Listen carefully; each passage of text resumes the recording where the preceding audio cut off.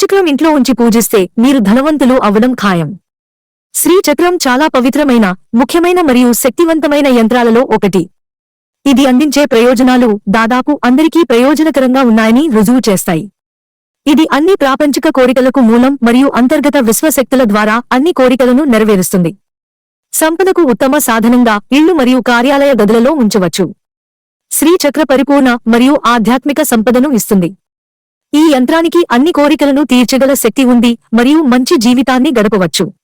ఈ శ్రీచక్ర తంత్రం తెలిసినవారు, సిద్ధి పొందినవారికి లోకంలో ఎటువంటి ఎదురు ఉండదు. వారే గొప్ప శక్తివంతులు, వారిని ఎంతటి క్షుద్రప్రయోగాలు ఏమీ చేయలేవు. ఈ శ్రీచక్రంతో అష్టదిగ్బంధనం చేయబడిన ఇంటికి, ఆ ఇంట్లో నివసించే వారికి ఎటువంటి ఆపదలు, ఆర్థిక బాధలు, క్షుద్రప్రయోగాలు దరిచేరలేవు. శ్రీచక్ర అంటే ఏమిటి? శ్రీచక్రం పరాన్నజీవికి చిహ్నంగా పరిగణించబడుతుంది. శ్రీచక్రం గొప్ప కవిత అయిన త్రిపుర సుందరి దేవి యొక్క రూపురేఖలు. సైన్స్ ప్రకారం శ్రీచక్రం ఒక కేంద్ర బిందువు, ఒక త్రిభుజం, అష్టభుజి, లోపలి వ్యాసార్థం, బయటి వ్యాసార్థం, చతుర్భుజం, అష్టాహెడ్రల్, అష్టభుజి, వృత్తం మరియు చతురస్రంతో రూపొందించబడింది. మిడ్ పాయింట్ తరువాత మొదటి 4 దిగువ మరియు దిగువ త్రిభుజాలు ఉన్నప్పుడు 43 త్రిభుజాలు కనిపిస్తాయి.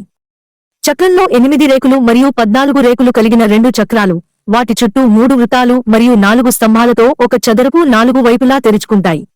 శ్రీచక్ర శక్తి అన్ని జీవిత సమస్యలకు మరియు ప్రతికూలతకు శ్రీచక్రమే సమాధానం. దీన్ని ఉపయోగించే ఏ వ్యక్తి అయినా చాలా సంపద, శాంతి మరియు సామరస్యాన్ని పొందుతాడు.